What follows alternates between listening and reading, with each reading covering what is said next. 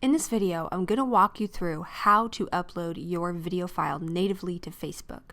Really quickly, I want to show you the difference between copy and pasting a link from, say, YouTube onto a Facebook post versus natively uploading.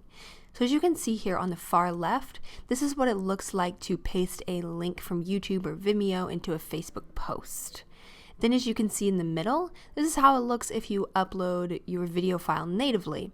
It automatically plays, no one has to click and be taken to a third-party website, plus it just performs better.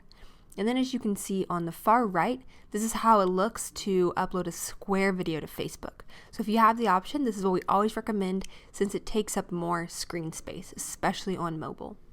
So now let's walk through how to do this. So go to your Facebook page, click on Photo Video, and Upload. Then you're able to select your video file, the MP4 itself, open. Perfect, now you can give your video a title, you can give it a description, and it's uploading. All you have to do once it's done uploading is press next, then you can publish now, you can draft, you can schedule, etc. So in our next video, we're going to talk about how to upload subtitles to your Facebook videos. So stay tuned for that. Thanks for watching.